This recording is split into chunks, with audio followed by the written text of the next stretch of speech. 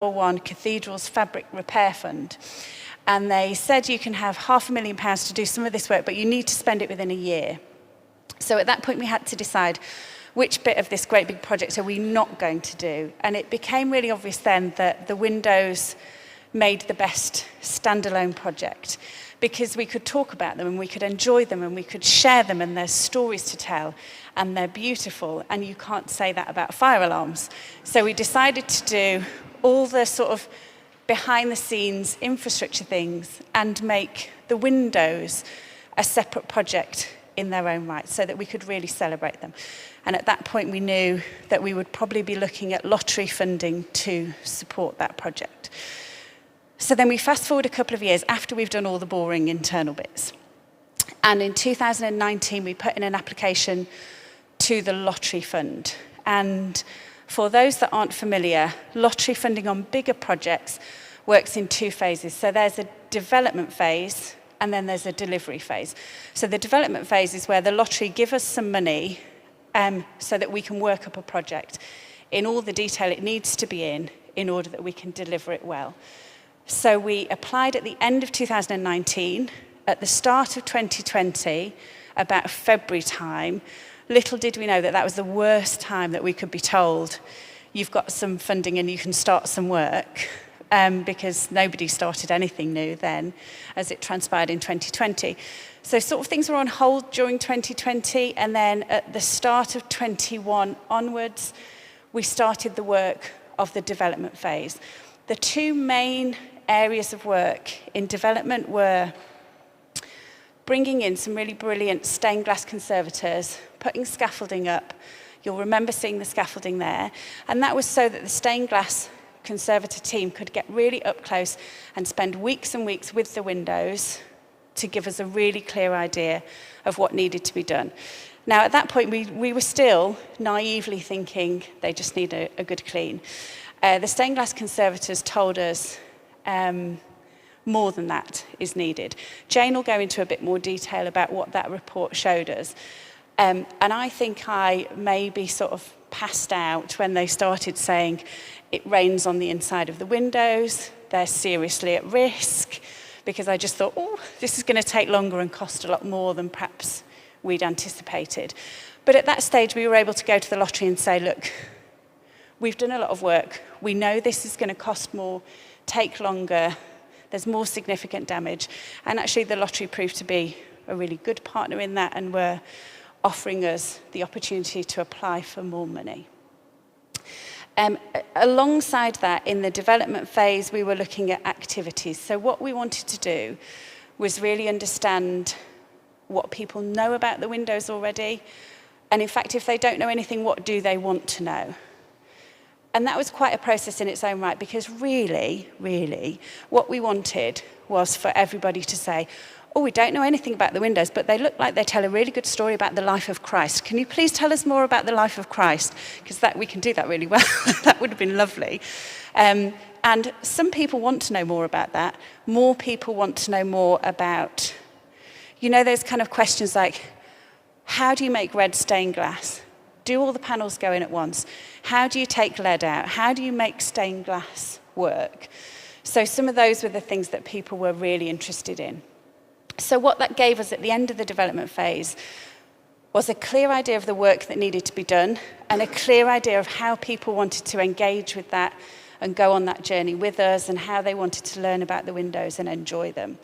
So at the end of last year, we put in an application to the lottery again for funding for the delivery phase.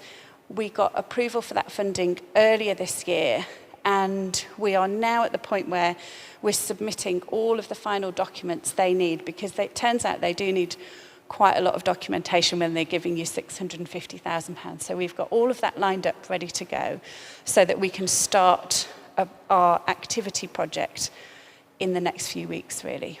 Jane will give you more detail, but broadly, we've got another 2 years ahead of us, just over 2 years. Those 2 years are split into 3 chunks. The first bit is all activity and engagement work. The middle chunk is the actual conservation. That will be the kind of period of time where you'll see scaffolding, and we'll have conservators in and stonemasons in, and the actual physical work of cleaning the windows, repairing them, replacing the grills will take place. And then the third chunk of that time will be the kind of, that will be the lovely bit, because the work will be done and we'll be celebrating the windows and we'll still be engaging with people, and we'll be looking then about legacy. You know, we don't want 2 years worth of talking about these amazing windows and then we stop talking about them. So there's lots of work we can do there about legacy and how we continue to engage with people and tell that story. I think it's probably time for me to hand over to Jane so that Jane can share a bit more about the actual detail of the project. Do you want me to do anything with... I can do it. Are you okay? okay? Fine, thank you. Thanks, Anna. Thanks everyone for staying behind to listen today, and I really hope that you'll want to get involved in the project, and I would warmly welcome you to do so. It isn't just about a few of us working on it, it's got to be a joint shared thing. And as you'll realise as we go through the presentation, there's lots of ambition about the sorts of activities and engagements that we want to do.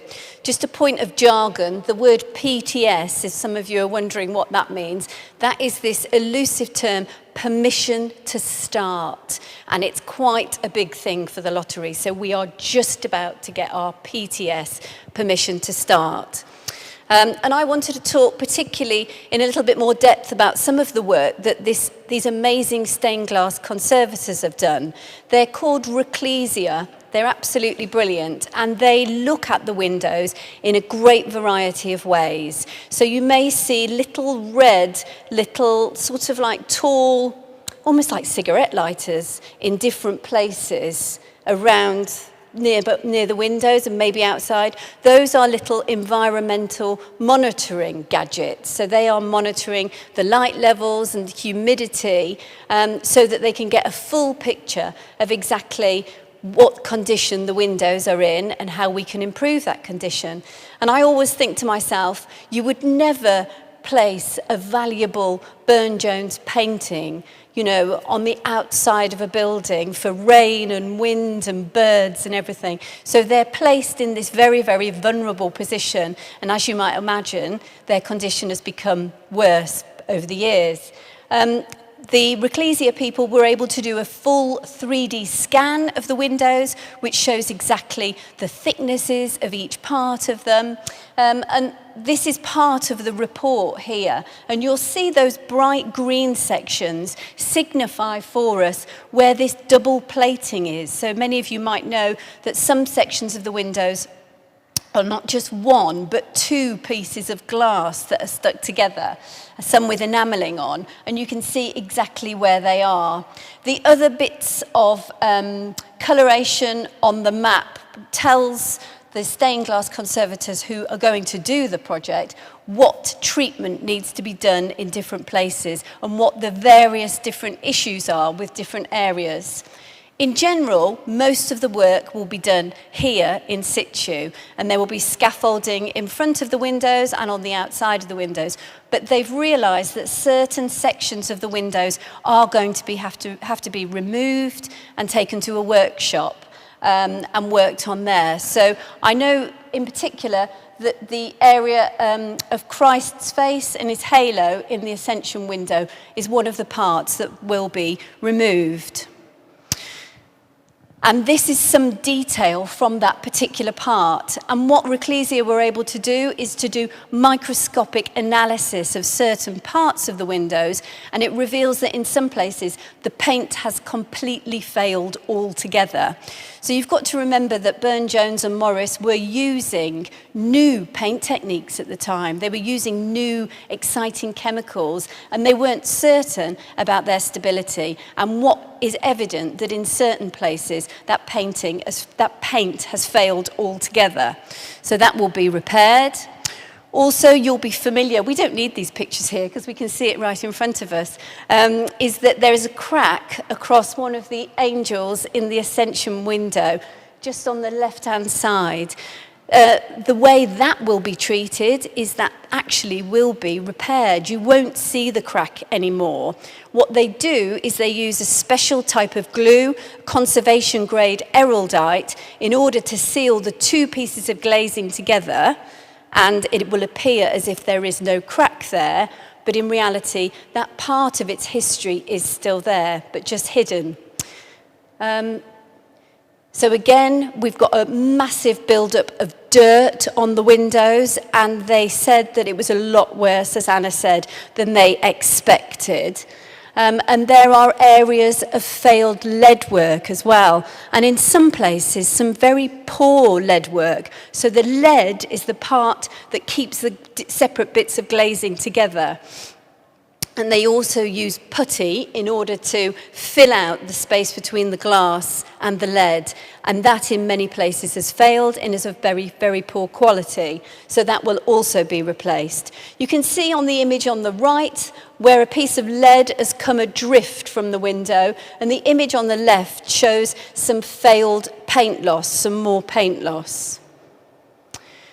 This is a picture of dust, which we have a lot of, particularly on the last judgment window. It is incredibly dirty. So that will be a case of treating every single centimetre of the glass with a distilled water and cotton bud method in order to remove every single piece of dust and grime. So the windows should be much, much brighter. They've also had to look at the stonework outside, because in order to replace the grills, they'll need to put new bits of ironwork into the stones. So it's been very important to look at the state the stonework is in and make decisions about where the new holes will go in. The reason that the conservation work is actually going to be taking place in February is that's because that period of time is outside of what's known as the lime window. So they need to use a traditional lime mortar, and if they use that in the winter time, it doesn't go off quickly enough because it's too damp and too cold, so they need to do it moving into the spring slightly. And I imagine, actually, by the time they get to doing the stonework, it'll be later on in that conservation period, so possibly this time next year when there is no risk of frost. So we're going to be replacing the grills, and we're still going through CFCE, I understand, to get the final permissions for that. And what will go on there will be a much more sympathetic and a powder-coated finish. So they won't, when you look at the windows from outside now, you just see the grills, but hopefully we'll be able to see much more of the window, but still have them fully protected.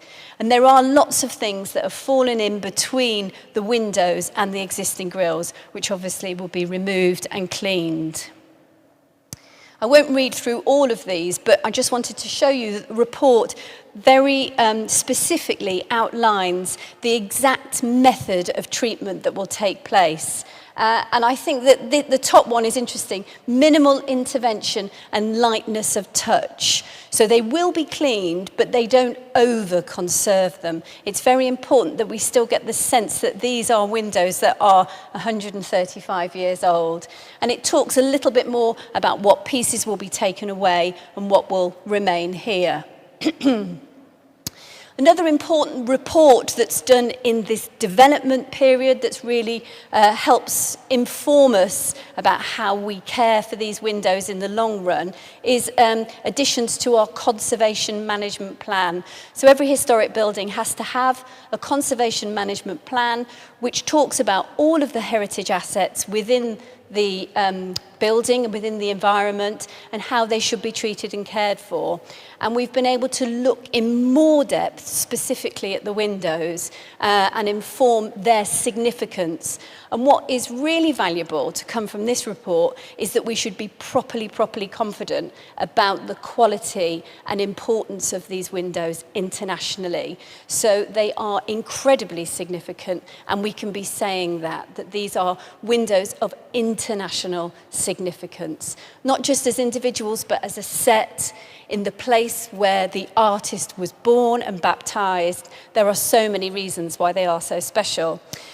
And as part of this conservation management plan process, they go into the archive and they look a little bit more in detail at what we know about them.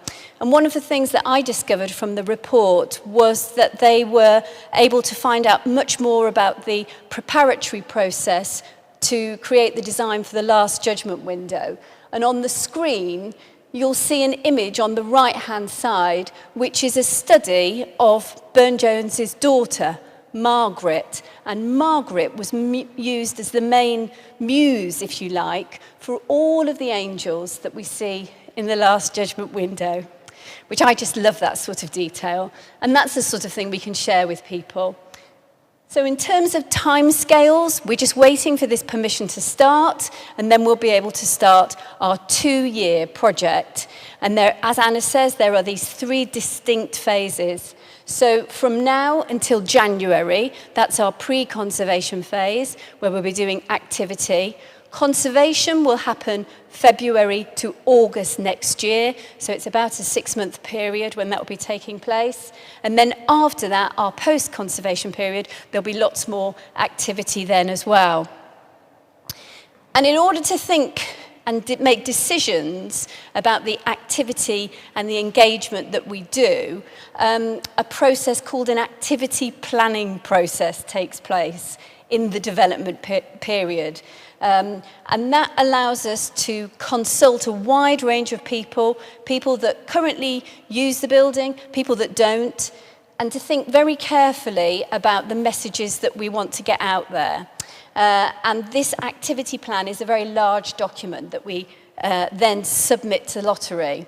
And it has sort of drawn out these 4 key messages, if you like. That 1, these are windows of world-class significance.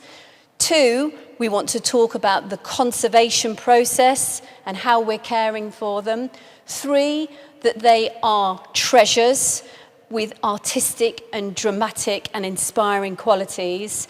And also a key message is about the artist, about Edward Burne-Jones, his links with Birmingham, the fact that he was a friend of William Morris and a leading stained glass designer of the time. And within those messages, the key themes, and this is looking at it very simplistically, is 1 around the creation of the windows, how they were made, that process with Chatwin, the changes that took place, Emma Villiers-Wilks, the idea of saving the windows, so our duty of care now in making sure these windows are ready for future generations, but also the stories about what happened to the windows during the Second World War and how they were damaged at the time of the suffragette movement as well. Their artistic significance, so where they sit within the pre-Raphaelite canon. Again, the artist, Edward Burne-Jones, and their place within the development of St Philip's. One of the things that I often say to people is that these windows weren't here when this place was first built. And I think that's a really important and significant part of the story. And also that these windows went in before this was a diocese, this was a cathedral, and just before Birmingham became a city as well. So all of those stories are part of what we want to say. And this activity plan is actually a very large and quite prescriptive document. And I've included this just to give you an idea about what it looks like. So the activity that we are going to do and that we've signed up to do has been prescribed in quite a lot of detail. And the activity plan talks about the activity, a description of it, the audience that we want to meet with that activity, how this relates to the lottery and the outcomes that they want for people, the resources that we'll need to deliver that, the timetable, the costs, the measure of success and the evaluations. So as you can imagine, the lottery really want to know at the end of this project, has what we agreed to do been successful? So a lot of detail. And the activity plan is also divided into these 3 sections. So in order to give you an overview, and I'm sorry if it comes over as a bit of a shopping list, but there's quite a lot in here. The first part of what we do in this pre-conservation period will be to recruit a part-time activity officer. So this will be somebody who can start doing a lot of the organisation, liaising with different organisations and getting the activity going. One of our first commitments is the idea of a churchyard conservation performances, and these will take place, all being well, at the time of the Commonwealth Games, and they will be 4 actors playing the parts of Burne-Jones, Morris, Chatwin and Villiers-Wilks in and around the churchyard during those 8 days. And we're working with Birmingham City University, and they're going to be creating the costumes for these individuals. We'll be repeating this performance in 2023 in Heritage Week as well. We want to start Divine Beauty tours. So as you're aware, we already do a weekly guided tour on a Monday, but we want to introduce tours that are specifically much more about the windows and our ambitions for the project and the conservation. We're going to be doing schools workshops, and I've already got quite a good idea about how those workshops will work and how we'll divide the groups up and what areas of the curriculum we'll look at. Those hopefully will be starting to take place from September, free of charge for schools that want to come. And there is an idea of a projection project. So this is a project where there will be outdoor projections outside onto the building. So we'll be using images from the windows on the outside of the building. Now, this activity plan is an interesting process because there are lots of ideas in there, and as it often is with ideas, they're all great in theory, but how do they work in practice? And actually, the projections project was planned for this summer when the Commonwealth Games was on. That was the idea. But as you know, in July and August, it's still light until quite late on in the evening. So we're thinking about scheduling that for a different part of the year. During the time of the conservation works, there'll be a new display that replaces the display that we've got in the tower. There'll be a leaflet, there'll be banners on the outside, there'll be a live stream of the conservation work. So imagine that there will be a platform up there with conservators working off it, and we're hoping that in the tower there will be a relay that shows the conservation work actually as it's taking place. So visitors will be able to see that and then come back and see again and again. There will be hoardings on that side of the cathedral, on the outside, and we're hoping to, I say hoping, we're intending to commission an artist to decorate those exterior hoardings. Very important part of the project and the consultation said that people really want to get involved and see the conservation work firsthand. So the scaffolding that we have will be publicly accessible. So we want to be able to put on tours for people to go up onto the scaffolding and look at the conservation works close up. The stained glass conservators have a big role in this as well, and we want them to be very public-facing. And they will be, on a weekly basis, will be giving demonstrations of the work that they're doing. And there's also an obligation that they appoint apprentice stained glass conservators, because the lottery are very keen on skills sharing and keeping alive traditional crafts. Also within this period, there will be a short film which is commissioned by History West Midlands. Some of you may know that in the tercentenary, History West Midlands helped us with some films. So there will be a film which is funded by them that will chart the progress of the conservation works. There'll be another film where we work with BCU film students. There will be a school song composition where we work with schools, probably off-site. It will create a new piece inspired by the windows that will then be performed here.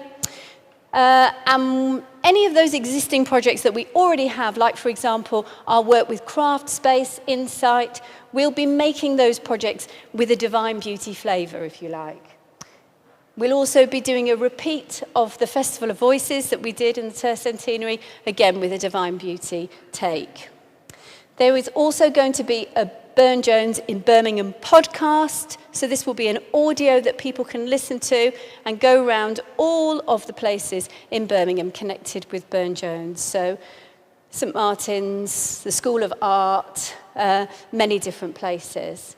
And we're also doing some outreach projects, which will be with Birmingham Centre for Art Therapies, working with much harder to reach audiences who may never visit a place like Birmingham Cathedral, but starting a relationship with them inspired by the windows.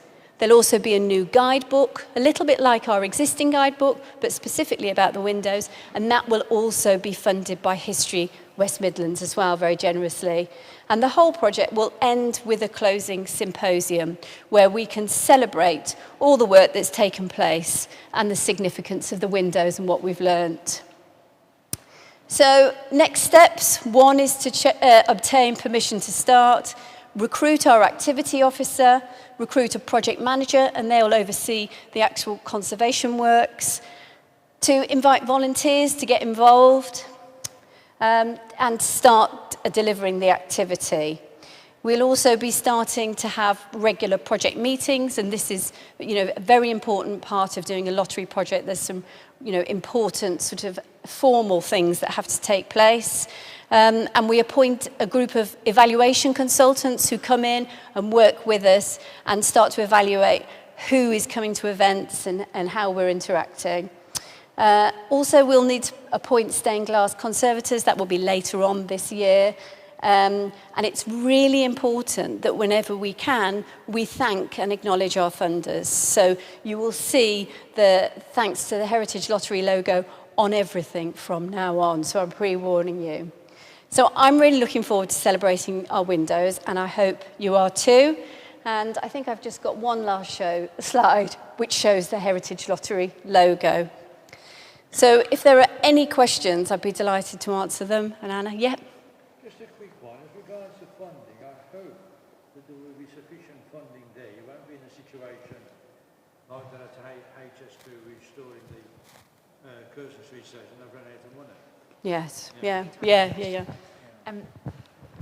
So we already have some funds in place because we've been doing some fundraising for a number of years. Chapter have previously designated a legacy, a generous legacy that was left to the Cathedral for this project. In the budget this year, Chapter have also committed to appointing a fundraiser to the Cathedral team. Hopefully they'll be with us beyond this project, but their first port of call will be funding for this project. And Chapter have underwritten that if there are costs that go over, we've got a really good quantity surveyor, so I'm really hoping that doesn't happen, that they can keep everything on track. But as with anything, if you're working with heritage assets and taking ironwork out of stonework, then there is scope that I think we might unearth things that we weren't expecting. So Chapter have committed to underwrite that. So we've got plans in place for the ongoing fundraising, but as things stand, the numbers add up for now. Are there any other private or public bodies contributing? So what we've had is a number of smaller scale trusts, certainly local trusts, who've given money in the sort of between £1,000 and £10,000 bracket. What we find is that when a project has been funded by the lottery, then smaller funders see that as their due diligence. It's almost a case of, well, if it's good enough for the lottery, then it's probably good enough for us to fund. So that works for us. Thank you very much. Thank you. Anybody got any other question? Oh, David. I'll do the roving mic. I'm sure you've considered this, but was there a reason for using grills again rather than polycarbonate stroke perspex type of coverings for the exteriors? Yeah, Terry, you might want to comment on this as well. But actually, I mean, so for example, a very recent project to stained glass has been Lichfield Cathedral, and what they used there has been the grills, so it is the most accepted conservation treatment. Yes, the CFC doesn't like polycarbonate cover because from the outside it looks just like a single piece of glass. You can't see the details of the windows, so they're rather against using it. The places where it has been used, it hasn't worked very well from an aesthetic and visual point of view. Thank you. Good question, thank you. Phyllis. Thank you. Have you had any comments on the plans generally from other religions in this city who have built big temples of worship recently? Because I think the civic society gets stuck with its wonderful plans in actually crossing to other cultures to be on the same wavelength. And I'm beginning to think maybe we should have Bhangra dancing as part of our celebrations on the lawn. We're open for anything. Yes, as part of the consultation, Cultural Consulting, who did the consultation for us on the activity plan, consult very, very widely. So it is specifically with people that don't currently use us as well. We actually during our sort of development period, in all those years that Anna was talking about, we did quite a lot of testing activity as well, which was really great. So we did schools workshops to see how that panned out.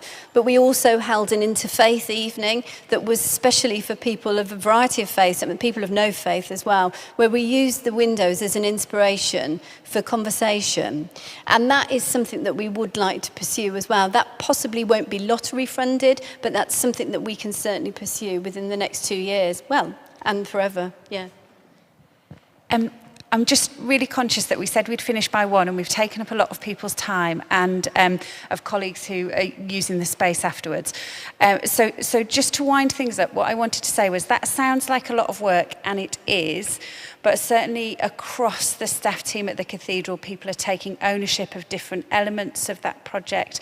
Certainly Jane's taken a lead with the activity, but you'll see there's some music activity in there which David's taking a lead on.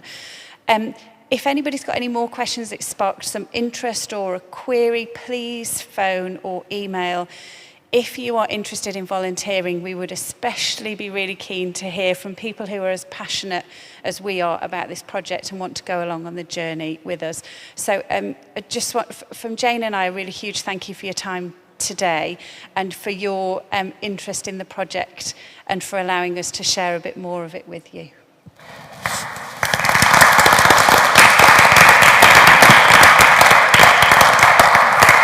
So hopefully you've heard some of the energy and the passion and the vast amounts of activity that's going to go on, and I hope that's been encouraging for you, and you've heard the invitation to get involved and to ask further questions. We've got an open door for that. Just mindful of those watching online. If you're expecting to see or hear from Canon Andy, he's not well today, but there will be a further opportunity to share that reflection about feeding the homeless underneath the Last Judgment window on another occasion, so that will be there for you. There'll be lots of other opportunities to share, but hopefully this has given you a great start. Thank you so much for your time.